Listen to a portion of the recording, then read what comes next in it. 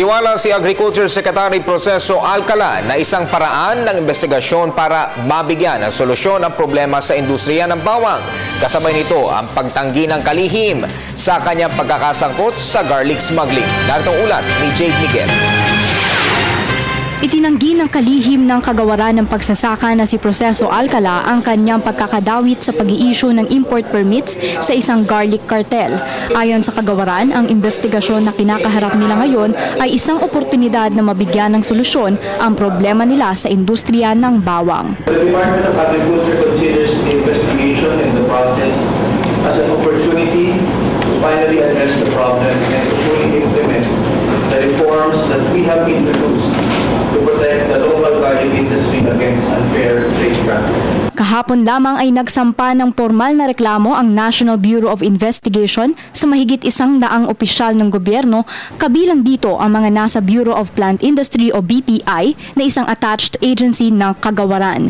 Kabilang din sa mga akusado ang ilang miyembro ng National Garlic Action Team at ilang individual na nasangkot sa pagmamanipula umano ng mahigit sa 70% ng ini-import na bawang sa bansa. Ayon pa kay Paz Benavides, Assistant Secretary at OIC Director ng BPI, malabong masangkot ang kalihim sa kahina-hinalang pag-i-issue ng import permits dahil ang aplikasyon para sa pag-i-import ay hindi umaakyat sa opisina ng kalihim, bagkus ito ay dumadaan lamang sa direktor ng BPI. Ang approval po ay sa director mismo ng Bureau of Plant. Hindi po ito umaakyat sa office ng secretary at hindi po nangangailangan din ang approval ng secretary. Sinabi din ni Alcala na tiwala siya na wala siyang kinalaman sa nasabing issue dahil walang sapat na ebidensya ang NBI para masangkot siya sa reklamo. Sabi niya po ay si Secretary de Lima na kaya po ako hindi kasama ay wala po nakikita yung NBI side na may sufficient na connection po ako doon sa parang ng ginagawa para sa akin. Even without that po ako may confident na dahil wala po ako.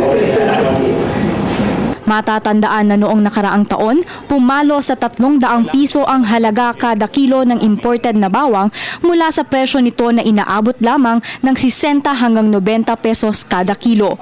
Hindi rin nakaligtas ang presyo ng lokal na bawang noong nakaraang taon dahil umakyat din ito sa 180 pesos kada kilo. Samantala, kabilang naman sa mga naging aksyon ng kagawaran para masupil ang ilegal na pagmamanipula ng garlic importation ay ang online na proseso sa pagkuha ng permit para sa mga importer. Kasama na rin dito ang pag-issue ng kagawaran ng bagong guidelines para sa pagproseso ng import permits o quarantine clearances. Hinikayat naman ng kagawaran ang publiko na kumonsumo ng lokal na bawang at iba pa nating agricultural products para masuportahan ang sarili nating industriya. Para sa Telebisyon ng Bayan, Jade Miguel.